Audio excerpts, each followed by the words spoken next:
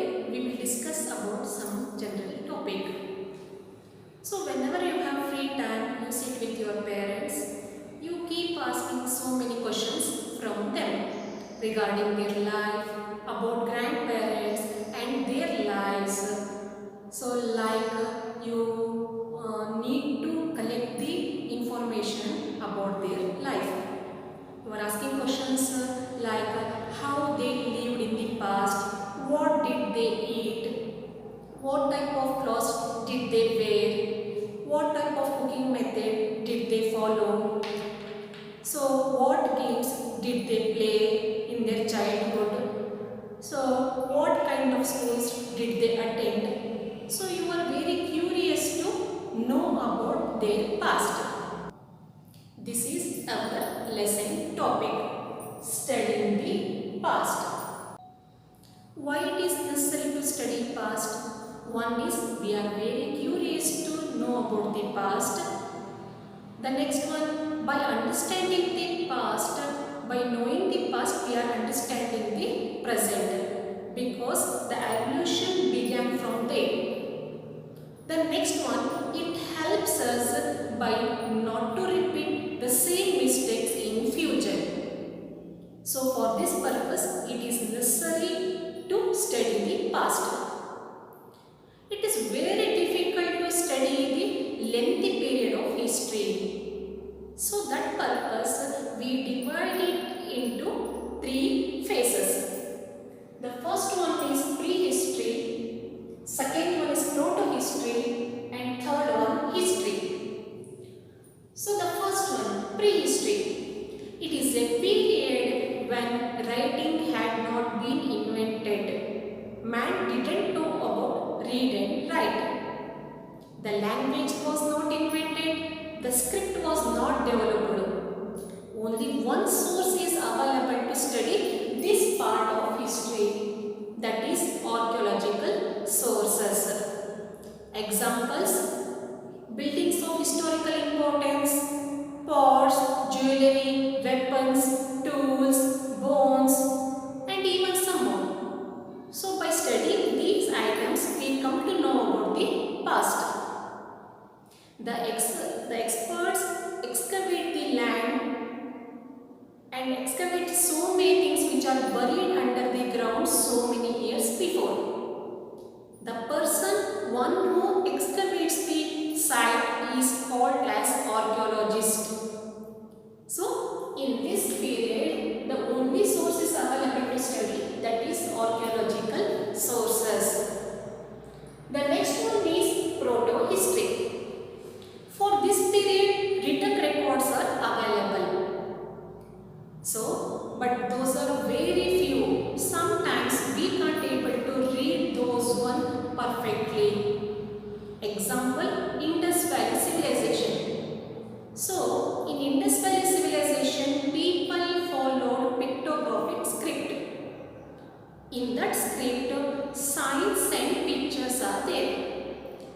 So it is very difficult to assess what it indicates. These signs and pictures, actually what it indicates. So still we depend upon the archaeological sources in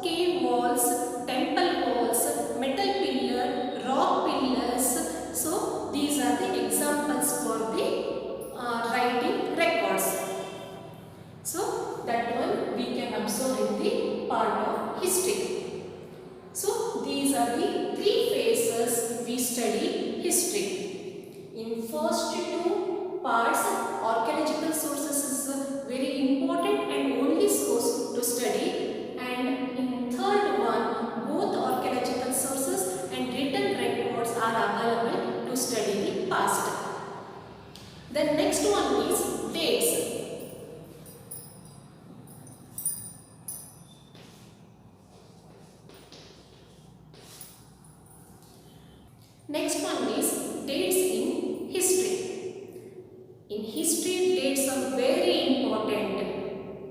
It is very difficult to remember the day-to-day life of the people.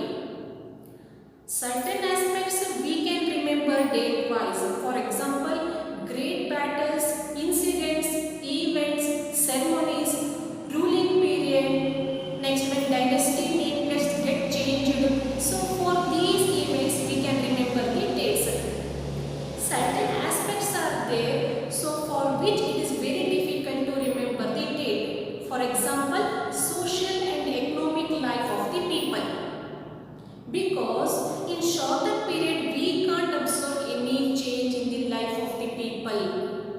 We study it for a longer period, then only we can observe a drastic change in the life of the people. So we study it for a longer period. So we study it for a century wise, in 8th century, in 9th century, then only we can see a drastic change in the life of the people. In history, dates are expressed in BC and AD.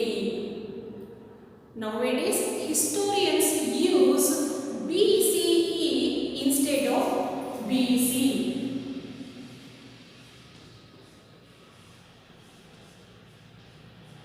And CE instead of AD. We use BCE instead of BC, CE instead of AD. Here BCE before the common era, CE common era. Earlier time we use BC. BC means before Christ. That one we are using BCE.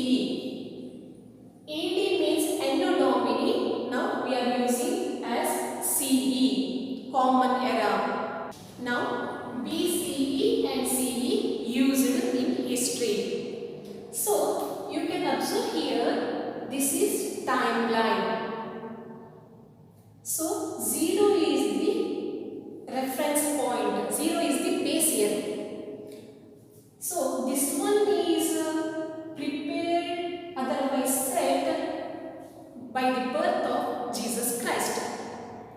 Jesus Christ's birth is considered as a base for the timeline. So the right side part is CE, the left side part is BCE.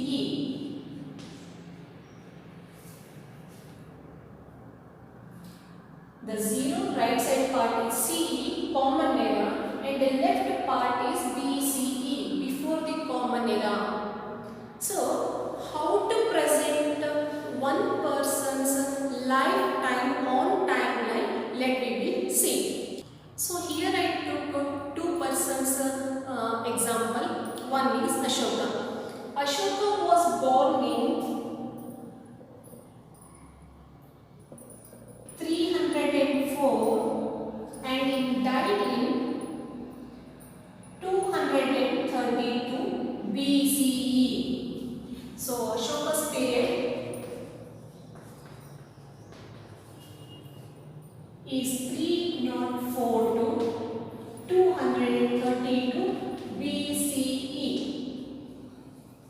Just you observe the number, he born in 304. The birth year is higher here, and he died in 232 BCE. It means death year is lesser here. So in BCE, the numbers are counted backward. So the birth year is always higher than the death year, because the numbers are decreasing and they start moving towards 0. So the birth year is higher than the death year, because the numbers are counting backwards here. So the birth year is higher than the death year. 300, 200, 100, then afterwards finally 3, 2, 1, then 0.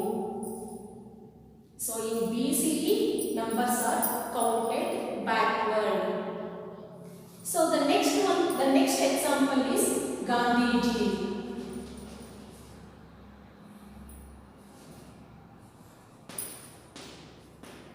Gandhiji's lifetime we present on the timeline.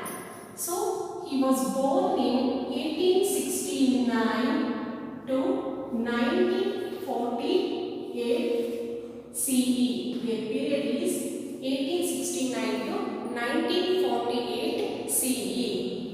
So here the birth year 1869 and death year 1948. The normal forward counting we can observe in the CE. Normal forward counting. First 1869 come, next 1948. So in BCE numbers are counted backwards, in CE numbers are counted forward. So this is the timeline. You understand it clearly, and even you place many members' lifetime on the timeline and practice it. See you in next video. Thank you.